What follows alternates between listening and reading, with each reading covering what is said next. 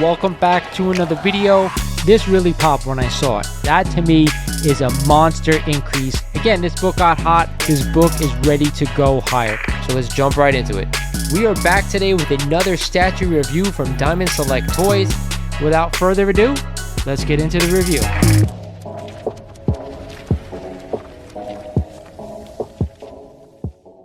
What is good, YouTube? This is Lawrence over at Mighty Comics and Collectibles, and thank you for joining me for another video here on the channel.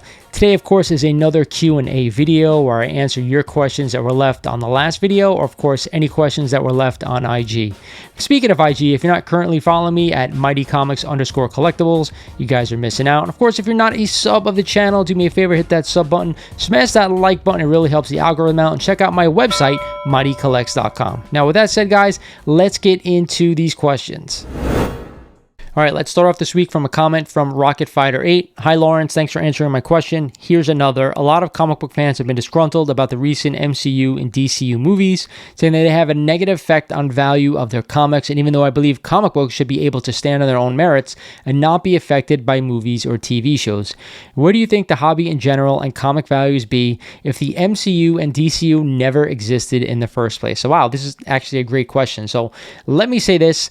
Every time prices go higher in our community, it's because there are catalysts to do so. So back in the 90s, we had those foil variants and the new characters from Image come out, which really drove people to buy these comic books, right? Now, unfortunately, there was print runs were out of control back then. The death of Superman also was a catalyst for people jumping into the hobby, which drove prices higher. So then we had the MCU in 2008 start, and that also, the movie started off very well, brought more people into the hobby, which also raised prices. Then, of course, as we went along in the MCU and DCU, we got some great stuff, especially more in the MCU than DCU. But regardless, I think, catalysts are important for prices going higher. Now, I've said this since day one. Marvel has really used the majority of their great characters already. Captain America, Iron Man are now gone. So we're getting into characters that the normal layperson doesn't really know or not familiar with. If we're talking about Spider-Man, everybody knows who Spider-Man is. Everyone knows who the Hulk is, stuff like that. And when we start talking about and bringing in these other characters that the normal person doesn't really know, the interest kind of dies down. And that's where I think Marvel is right now. They're trying to push characters that I think a lot of people aren't really too interested in. Like Miss Marvel is one of them. Captain Marvel's another. Shang-Chi, even though I love that movie, a lot of people don't know who that is. So when you're not using characters that are incredibly familiar to the average person, you're going to start to see things die down. Now, if the MCU and DCU never existed, prices wouldn't be at where they are, especially I think for some of the mid-tier books. Unfortunately, I think the AF-15s, the Batman ones, the action ones, I think they're kind of almost immune to it. Although I do think, when Spider-Man showed up in the MCU, it did drive prices higher. You saw that book skyrocket about over a year and a half. But what has it done since? It's come right back down, but it's starting to pick up again because why? It's a popular book, it's a popular character, and I think a lot of people out there want to own an Amazing Fantasy 15. So with that said, if the MCU or DCU never existed, we probably wouldn't have got the pop, but we also probably wouldn't have the interest in the comic books in the first place. Great question, though. Our next question is a great one too, coming from Quasi Terrible. Hey Lawrence, great video as always, man. I had a question for you. How do you generally price Mark Juler variants? What's the rule of thumb you use? I just bought an ASM 306 CGC 9.8 Mark Juler's variant, and I was looking to see how much you feel I overpaid on this book, because I definitely overpaid on it. Well, again, another great question from the community. So I don't really have a rule of thumb that I use for buying Mark Juler's inserts. Unfortunately, I'm not really a Mark Juler's insert, and I'm not really a newsstand collector. However, I will say this. If you do have a subscription to GPA, which I don't think is too expensive, I want to say it's $100-something bucks for the year, they do list, Mark Juler inserts and newsstand variants along with the grade point average that you're buying them. So you kind of check them out. So here I'm going to throw up an example for you. I couldn't find an ASM 306 in just a Mark Juler's variants on GPA, but they did have a newsstand Mark Juler's insert. You could see 9.8 for $2,951. It was actually sold November of this year. You can also see right there is a 9.8 newsstand edition for $696, also in November, and then a regular 9.8 universal grade for $215. I don't have a rule of thumb that I use because I'm not a Mark Juler's buyer. I generally don't really look at them, but I will say this.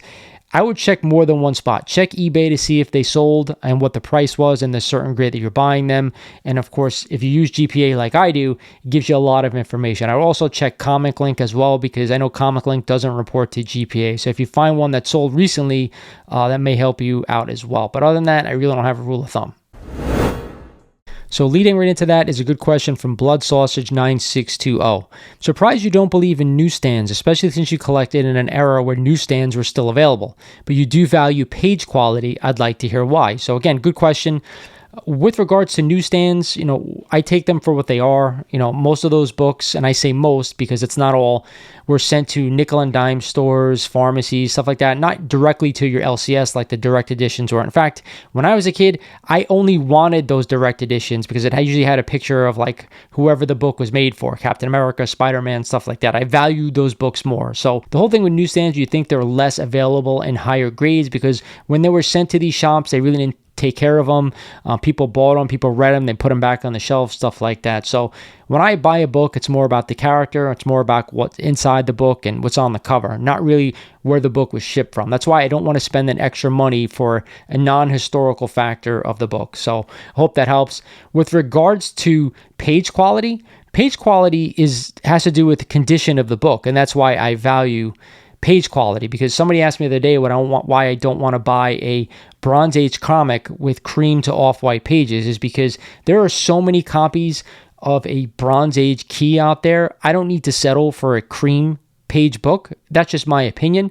Now, if money is an option and you can get the cream page book for a lot less than a standard off-white to white or white pager, then hell, go ahead and do that. It's about the book. It's not about anything else. But if you have a choice and the price is roughly the same, maybe a little bit more for better page quality, I'd rather pay up for the better page quality and a Bronze Age book. Same with Silver Age, although to a lesser extent with Silver Age, because you're just trying to get the highest grade possible that you want to spend the money on. That's just my opinion. So I do value page quality because it's about condition of the book.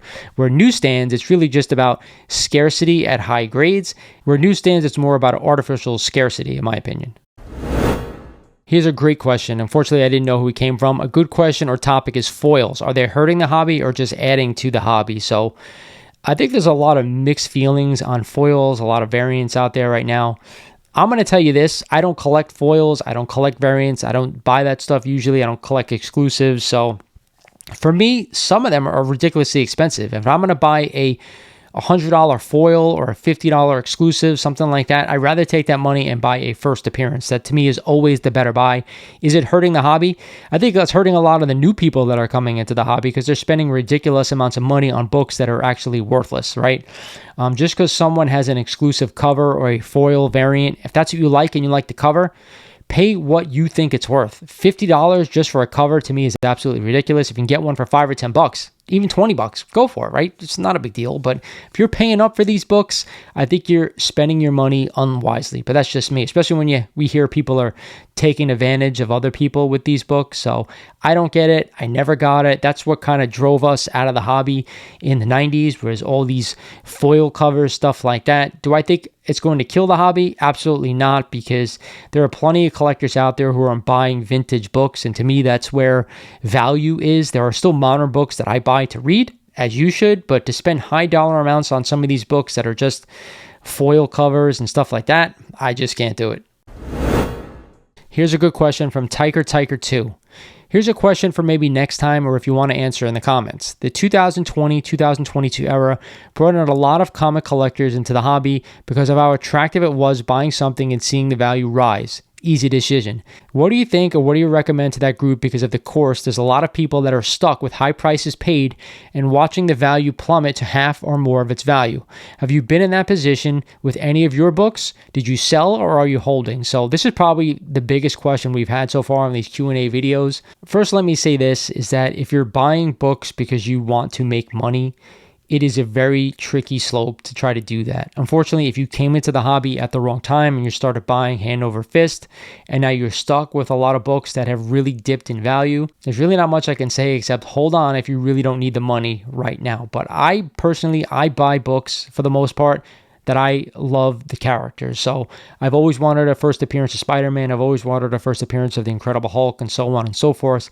So that's where I put my money, and those books I really don't want to sell.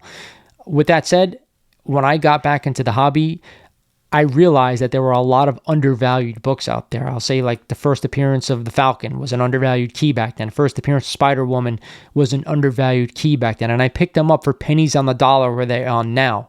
I picked up an FF5 when it was still ridiculously cheap. I picked up an FF48 when it was ridiculously cheap, stuff like that. So I was in a much better position when the crash happened. Now, with that said, I did take all those books and I traded a lot of them. I think either 13 or 17 books for a Batman #1.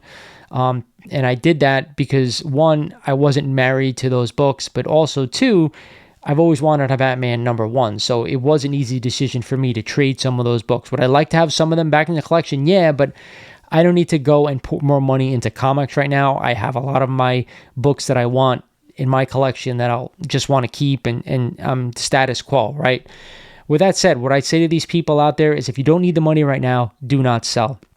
A lot of the times people panic sell and they see books dropping and they want to just get rid of it right here, right now, just to cut their losses. I don't see the value in doing that.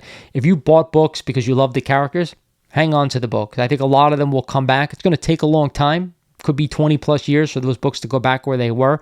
Unfortunately, some of them will not come back.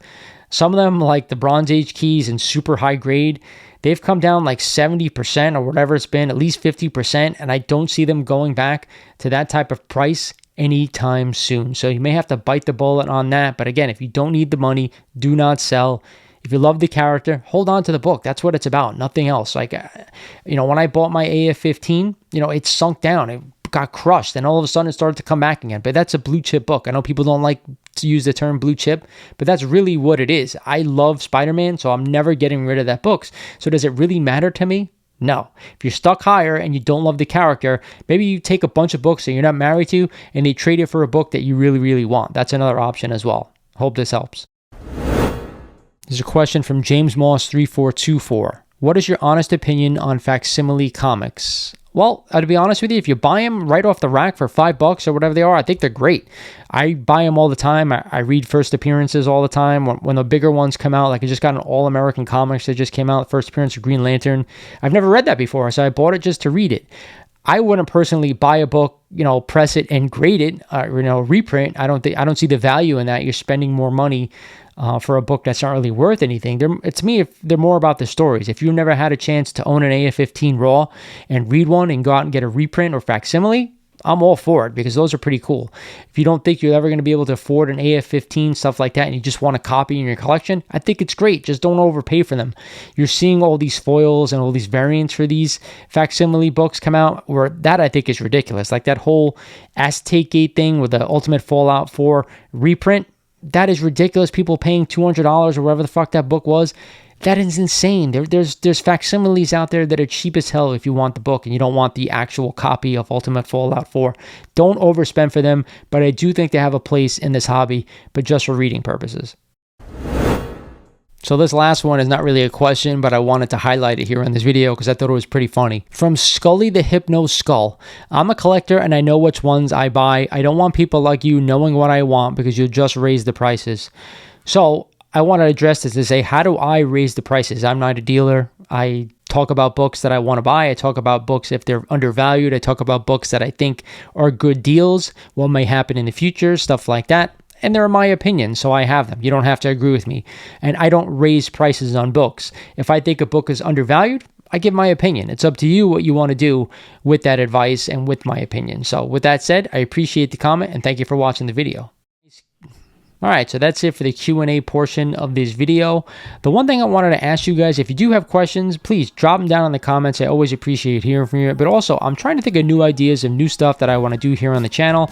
I bought some modern comics that I actually plan on reading and maybe doing like a quick short video on giving them a thumbs up or a thumbs down. If you like that idea, do me a favor, let me know in the comments. Like always, this is Lawrence over at Mighty Comics and Collectibles saying thank you for watching, and I'll talk to you guys soon.